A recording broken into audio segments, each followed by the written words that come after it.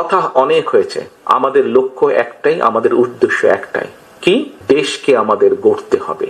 ঢাকার ফার্মগেটে কৃষিবিদ ইনস্টিটিউশনে আয়োজিত দেশ গড়ার পরিকল্পনা অনুষ্ঠানে বিএনপির ভারপ্রাপ্ত চেয়ারম্যান তারেক রহমান ঘোষণা করেন, আসন্ন জাতীয় নির্বাচনে সরকার গঠন করলে বিভিন্ন সেক্টরে 8টি সুনির্দিষ্ট পরিকল্পনা বাস্তবায়ন করা হবে। কৃষকের জন্য চালু করা হবে সমন্বিত কৃষক কার্ড, যেখানে সার, বীজ সহ সব সুবিধা পাওয়া যাবে। দেশব্যাপী কর্মসংস্থান সৃষ্টিতে SME উন্নয়ন, বিদেশে কর্মসংস্থান বৃদ্ধির উদ্যোগ ও ফ্রিল্যান্সারদের জন্য আন্তর্জাতিক পেমেন্ট গেটওয়ে চালুর প্রতিশ্রুতি দেওয়া হয়। প্রতিটি পরিবারকে দেওয়া হবে ফ্যামিলি কার্ড, যার মাধ্যমে মাসিক 2000 থেকে 2500 টাকা বা খাদ্য সহায়তা দেওয়া হবে। শিক্ষা খাতে 1 টিচার 1 ট্যাব, আনন্দময় শিক্ষা, তৃতীয় ভাষা শিক্ষা ও মিড ডে মিল চালুর ঘোষণা আসে। স্বাস্থ্য খাতে দুর্নীতিমুক্ত সেবা, 1 লাখ স্বাস্থ্যকর্মী নিয়োগ ও প্রাণঘাতী রোগে সুলভ চিকিৎসার পরিকল্পনা করা হয়। ইমাম পুরোহিতদের সম্মানী বৃদ্ধি, নদী খাল পুনঃখনন, 25 কোটি গাছ রোপণ এবং দেশ জুড়ে স্পোর্টস ভিলেজ নির্মাণও